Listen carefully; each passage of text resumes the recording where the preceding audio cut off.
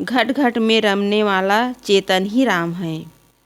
उसकी मन मानंदी एवं कल्पना ही दुल्हन या माया है। इस माया की आसक्ति में ही पड़कर संसार बाजार लूट पीट गया है। गुरु ज्ञान का आधार जिन्होंने लिया वे पार उतर गए। माया क्या है? मन की मान्यता। मन की मान्यता ही माया है।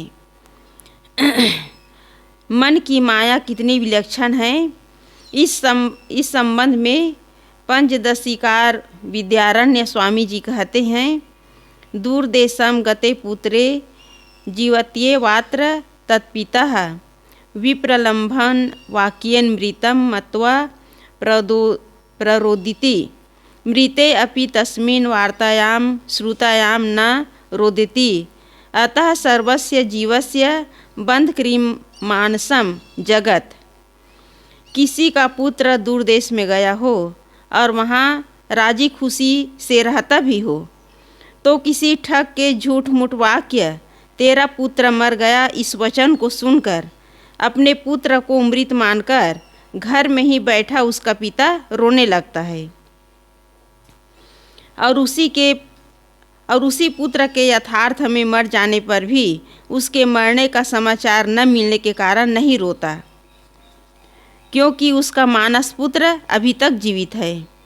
इससे सिद्ध होता है कि मानस जगत ही मनुष्य के बंधन और दुख सुख का कारण है। सारा सुख दुख, प्रेम बैर, क्रोध क्षमा मन मान्यता पर निर्भर करता है। किसी बच्चे को बिच्छू ने काट लिया है, वह रो रहा है। कोई पास के घर में यह अनुमान करके कि इसी का घर का लड़का है, अंदर जाकर घर की महिला से कहता है कि तुम्हारे बच्चे को बिच्छू ने काट लिया है। वह महिला भी रोती चीखती बाहर आती है। बच्चे को तो बिच्छू ने काटा है, पर उस माँ को किसने काटा है जो रो रही है? उसे किसने काटा है? उसे काटा है ममता ने। वह जैसे ही बालक को देखती है कि यह मेरा बेटा नहीं पड़ोसिन का है, उसका रोना ढप उसका रोना बंद हो जाता है। क्यों बंद हो जाता है? क्योंकि उसके प्रति उसके मन में ममता नहीं है। अचानक जोर जोर से रोना, फिर रुक जाना। लोगों को शक हुआ कहीं उस रोती हुई महिला का तो हार्ट फेल नहीं हो गया। देखा तो पता चला कि उसका हार्ट फेल नहीं हुआ था, ममता फेल हो गई थी।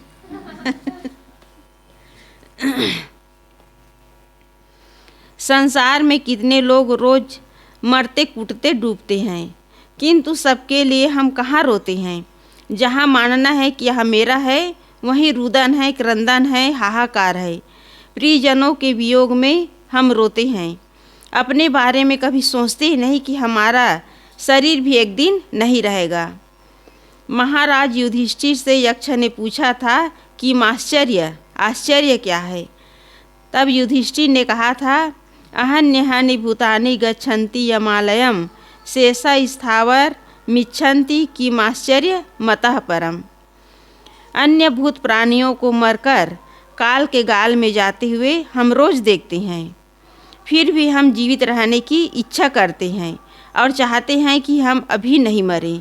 इससे बढ़कर आश्चर्य क्या होगा? यक्ष ने पूछा, वार्ता क्या है?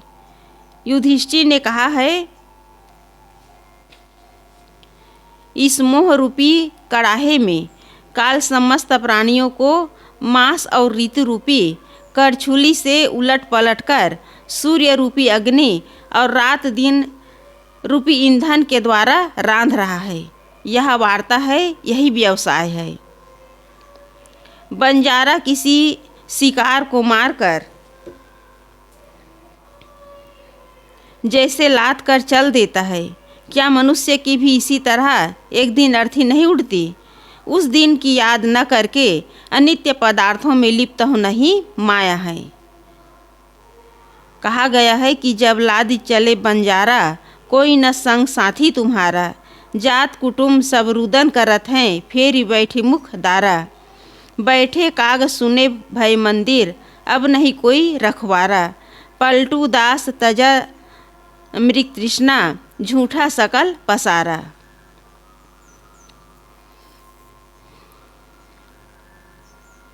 संसार स्वप्न की नगरी। एक राजा अपनी रानी के साथ कहीं दूर देश भ्रमण करने चला गया।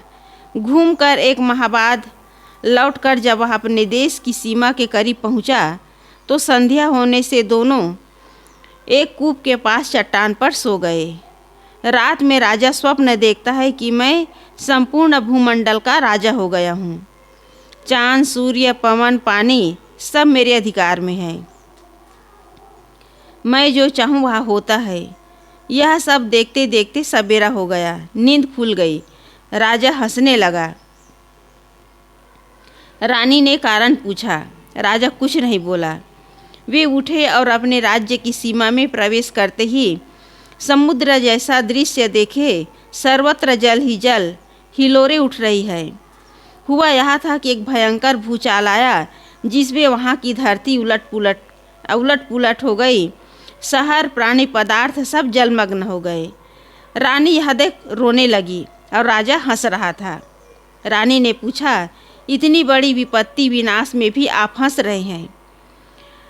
राज सुख सब छूट गया, सम्मान, पद, खजाना कुछ भी नहीं रहा।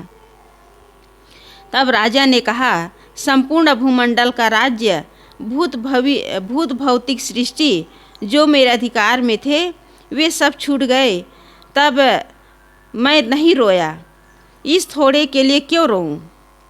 राजा चट्टान में सोया हुआ था। रात में तो स्वप्न देखा था कि मैं भूमंडल का राजा बन गया हूँ। संपूर्ण भूमंडल का सब मेरे अधिकार में है। तो राजा कहने लगा कि मैं संपूर्ण भूमंडल, राज्य, भूत भौतिक सृष्टि सब मेरे अधिकार में थे, सब छूट गए। तब तो मैं नहीं रोया। जब नींद खुली तो उसके स्वप्न में जो देखा था वो कुछ भी हाथ नहीं आया। तो राजा कहने लगा कि उस समय तो मैं नहीं रोया, अब इस थोड़े के लिए क्या रोऊं?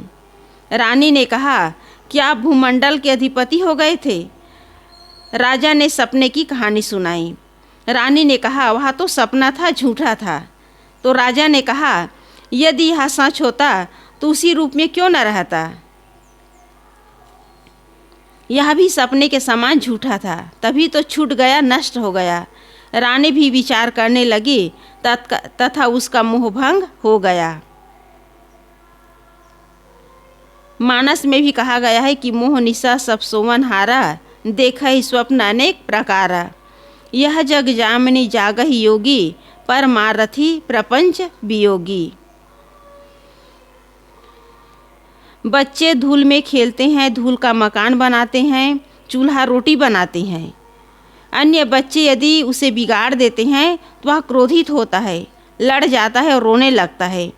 तद्वत बच्चे की भांति हम सभी क्षणभंगुर भौतिक पदार्थों के मिलने पर खुश होते हैं। उन्हें कोई नष्ट करे तो लड़ते हैं, रोते हैं और दुखी होते हैं। ज्ञानी अनित्य पदार्थों को छाती पेटे लगाए रखने का हठ नहीं करते। संसारी लोग अज्ञान दशा में हैं, इसी कारण प्राणी पदार्थ को अपना मान करके उसमें मोह है, उसमें आसक्त हैं। लेकिन ये सब छूटने वाला है, क्योंकि अज्ञानी को ये पता नहीं है कि ये सब छूटने वाला है। संसार में जिसे आत्मा का बोध नहीं है, सांसारिक मोह माया में पड़े हुए हैं, उसी को अपना मानते हैं। पुत्र, धन, संपत्ति, मकान, दुकान, इसी को अपना मानते हैं और उसी को अपना मान कर उसके मोह में डूबे हुए हैं। अब और जो जब छूटता है तो दुखी होते हैं, रोते हैं। तो जो ज्ञानी पुरुष होते हैं वो सांसारिक पदार्थों के प्रति उसके मन में किसी भी प्रकार का मोह नहीं होता, किसी भी प्रकार की आसक्ति नहीं होती। आखिर में तो एक दिन सब कुछ जोड़ा हुआ बिखर जाता है। जब आँख बंद हो जाती है तो अपना जो भी कमाए हुआ धन है सब छूट जाता है। एक सपना रात में सोते समय हम देखते हैं, जागते हैं तो गायब। यह जो सपना हम देख रहे हैं, मेरी प्रिया है, मेरे प्रिय है, मेरे यार है, ये सब आँख मूंदी तो सब गायब है। दोनों सपने, एक आँख खोलकर और एक आँख बंद करके। आदमी जीवन भर स्वप्न देखता है। एक बंद आँख का सपना होता है और एक खुली आँख का। बंद आँख का सपना घंटा 2 घंटा का होता है, ज़्यादा हुआ तो रात भर का होता है, लेकिन खुली आँख का सपना जीवन भर का होता है। आदमी जीवन भर केवल स्वप्न देखते रहता है, लेकिन उसका सपना कभी पूरा नहीं होता। एक दौलत दुकाने तेरे कारखाने, तुझे भेजकर खुद रहेंगे ठिकाने। 4 दिन है शान शौकत का खुमार, मौत की तुरसी नशा देगी उतार। जब उठाएंगे जनाजा मिल के 4, हाथ मलमल कर कहोगे बार बार, किस लिए आए थे और क्या कर चले, जो यहाँ जोड़ा यही सब धरे चले। मिस्र देश का राजा था कारू, उसका खजाना दुनिया के आश्चर्यों में एक आश्चर्य था। कहते हैं कि उसके पास 40 खजाने थे। एक एक खजाने के भीतर 40-40 कोठरियाँ थी और उन सभी खजानों की चाबियाँ इतनी वजनदार थी कि एक ऊँट उनका बोझ जो है उठा सकता था। वो चाबियाँ इतनी वजनदार थी कि एक ऊँट ही उसका बोझ उठा सकता था। उस देश में अकाल पड़ा। अकाल पीड़ित जनता कारू के दरबार में पहुंची और कहा कि राजन हमारी रक्षा करें। तो राजा कारू ने कहा, निकल जाओ यहाँ से, जियो या मरो, क्या खजाना तुम्हारे लिए भरा है? सबको निकाल दिया। थोड़े दिनों में वहाँ की मूसा नामक नदी में भयंकर बाढ़ आई और उस बाढ़ में अपार धन का स्वामी कारू अपने खजाने समेत बह गया। कुछ क्षणों के लिए रोना, छाती पीटना, फिर मर जाना, यही उसकी नियति में रहा। एक कारू ही नहीं, छोटे मोटे सभी कारुओं और सिकंदरों की यही हाल है। जब किसी के पास दौलत माल खजाना कुछ हो गया तो वह अपने को किसी सिकंदर, गजनवी, कारू, कुबेर, बिरला, टाटा से कम नहीं समझता, लेकिन अंत में सब की गति एक समान है। कहा भी गया है कि कितने मुफलिस हो गए, कितने तवंगर हो गए, खाक में जब मिल गए दोनों बराबर हो गए। है धूलि रची जो धूलि कार्य, फिर उन्हें धूलि में जाना है, खोजना उन्हें फिर धूलि में, बस केवल धूलि उड़ाना है। बारंबार धोखा खा कर, रो रो कर मनुष्यों ने इस धरती पर इतना आंसू बहाया है कि ये सब अश्रु धाराएं अनादिकाल से एक जगह इकट्ठी किया जाए तो दरिया उमड़ पड़ता है। प्रिय के वियोग में, मिलन में, प्राणी पदार्थों के बिछुड़ने में, मारने पीटने मरने में, हाहाकार में आंसू पानी ही पानी तो निकलता है। यदि खून कहीं निकला तो वह भी पानी ही है। ये अश्रु धाराएं, ये रक्त धाराएं इसी माया शक्ति के ही परिणाम हैं, इस माया के ही खेल हैं। बच्चा जब जन्म लेता है, उसके विस्फारित नेत्र इस विश्व रहस्य को आश्चर्य से देखते हैं। वह चांद को पकड़ लेना चाहता है। उसके सामने सी खड़ा कर दिया जाए तो उसे भयभीत न किया जाए तो एक बार वह उसके साथ भी खेलना चाहेगा। भयंकर विषधर सर्प को पकड़ने दौड़ जाएगा, क्योंकि बच्चे के अंदर कोई भय नहीं रहता। आग की ओर निर्भीक होकर हाथ बढ़ा देगा। क्या बच्चा इतना साहसी होता है?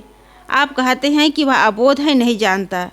क्या आप बोधवान हैं? आप जानकार हैं। आपको तो बोधवान, जानकार, पढ़ा लिखा, सभ्य समझने वाले नर नारियों, यदि तुम विनाश करने वाले विश्ववत मायावी विषयों का सेवन करने के लिए दौड़ते हो तो बच्चे हो, अबोध हो। उस बच्चे को सर्प, आग, हिंसक पशुओं से जैसे आप बचाते हैं, इसी प्रकार सच्चे ज्ञानवान, विष को विष समझने वाले, यथार्थ ज्ञान रखने वाले सद्गुरु आपको बाँह पकड़कर खींचना और बचाना चाहते हैं, और आप है कि बच्चे की तरह मचल जाते हैं। फिर उन्हीं नशीले जहरीले पदार्थों का सेवन करते हैं। यह सब देखा, सब देख लिए हो, फिर भी आंखें मीची, विष के फल जिसमें आते हैं वही लताएं सींची। विशाल प्रकृति की फैली हुई शक्ति के समक्ष मानव की शक्ति तुच्छ है। विज्ञान इतना शिखर पर चढ़ गया है, लेकिन कुदरत का रहस्य अभी रहस्य ही बना है। और बना ही रहेगा। महान वैज्ञानिक न्यूटन ने कहा था, मैं तो एक छोटे बच्चे के समान हूँ जो इस विशाल सागर के किनारे बैठा खेल रहा हूँ। मेरे हाथ में कुछ कंकड़ पत्थर आ गए हैं। अभी तो समुद्र की तली में जहाँ अनेकों रत्न बिखरे पड़े होंगे, उनका तो मुझे कुछ पता ही नहीं है। ऐसा समझना ही तो सत्य का स्वागत करना है। माया का अंधकार ज्ञान के प्रकाश से ही मिट सकता है, किंतु उल्लू, चमगादड़ और रात्रि में विचरने वाले जंतुओं को रात्रि ही प्यारी लगती है। मोह निशा से जागने वाले ही तो मनुष्य हैं।